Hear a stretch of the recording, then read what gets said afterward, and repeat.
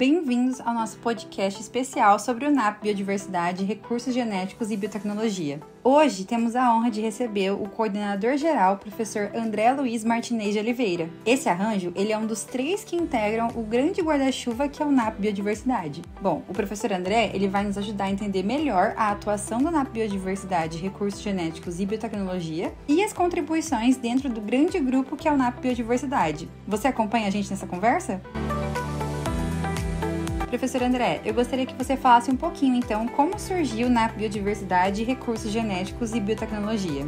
Bom, esse arranjo de pesquisa e inovação que está sendo financiado pela Fundação Araucária, denominado assim, então, de NAP Recursos Genéticos e Biotecnologia, e agora eu vou chamar de NAP RGB, porque é muito grande esse nome, ele tem sua semente lançada, ele começa a ser estruturado a partir da implementação do NAP Biodiversidade, que foi feito em dezembro de 2022. Nessa época, a proposta que se tinha para montar um NAP Biodiversidade foi amplamente inclusiva, né? Buscando encontrar competências dentro de todas as instituições do Estado paranaense, e isso fez com que tivéssemos uma grande quantidade de pesquisadores que se dispuseram a participar desse NAP em praticamente todas as instituições de ensino superior do Estado, e também pesquisadores que atuam nessa linha em outras instituições, também no terceiro setor.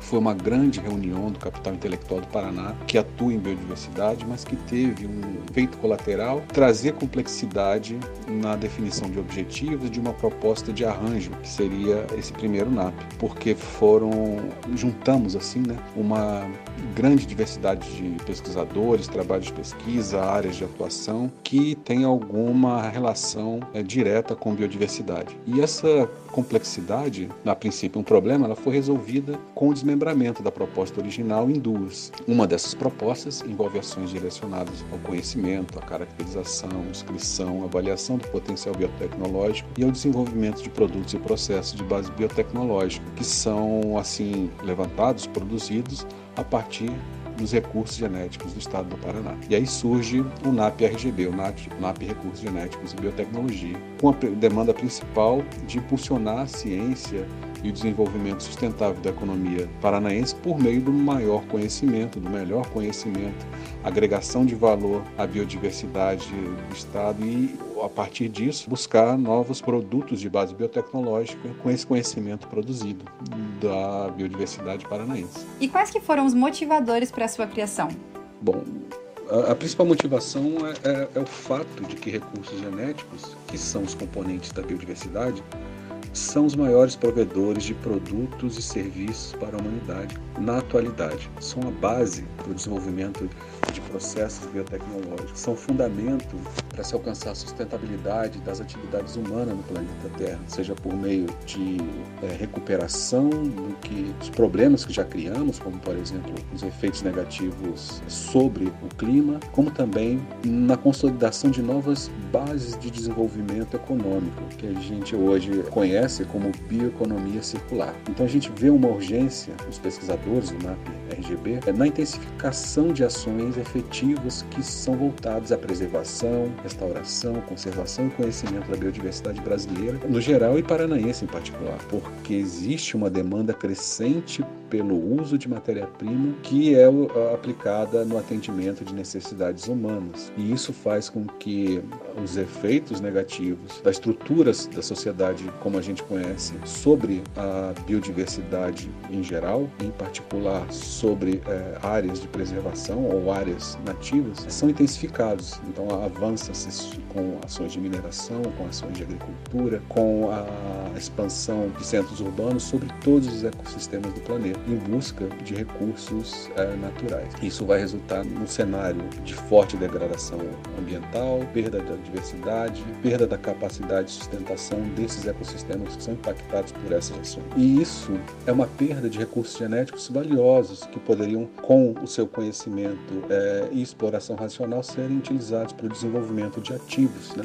ativos econômicos mesmo, produtos e processos de base biotecnológica. Então, os pesquisadores do NAP-RGB, todos acreditamos que é possível encontrar um novo modelo de desenvolvimento sustentável por meio de aplicações tecnológicas sendo desenvolvidas com base em recursos naturais, utilizados de maneira racional. Professor, até o momento, quais que foram os maiores resultados das metas do NAP?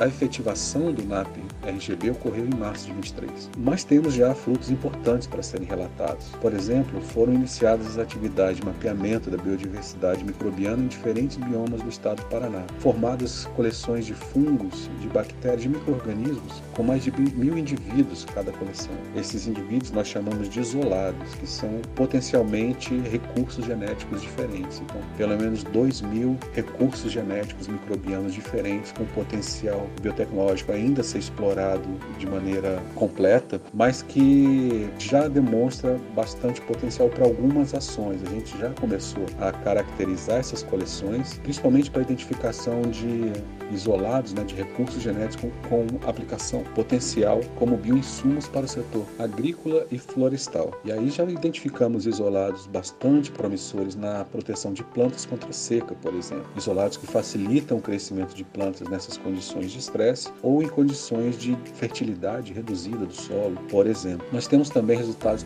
preliminares de novos materiais biodegradáveis que foram desenvolvidos a partir de resíduos da agroindústria. Esses materiais eles podem ser utilizados como substitutos de plásticos que são produzidos a partir de matéria-prima fóssil. Também identificamos espécies vegetais nativas do Paraná que contêm moléculas importantes, moléculas bioativas para aplicação na saúde e na agricultura.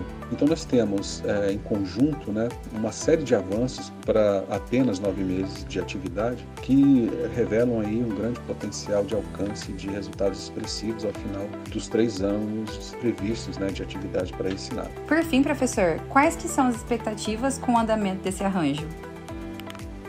Então a gente pensa que a nossa contribuição vai estar separada ou concentrada em 5 metas. A primeira é o conhecimento, buscar conhecer como é a diversidade microbiana do estado e seu potencial para aplicação biotecnológica. Depois a gente quer conhecer os componentes da biodiversidade vegetal e animal, também buscando soluções de base biotecnológica. Ações de nanotecnologia e biotecnologia aplicadas para fins de recuperação e implementação de florestas, paisagismo e restauração ecológica. Ações de avaliação dos estoques de biodiversidade e áreas de alto potencial biotecnológico para desenvolver instrumentos de conservação e manutenção de serviços ecossistêmicos, terrestres e, por fim, a interação com a sociedade. As ações todas, elas envolvem também a integração com os financiadores desse grande arranjo de pesquisa, que é a sociedade paranaense, e ela deve estar ciente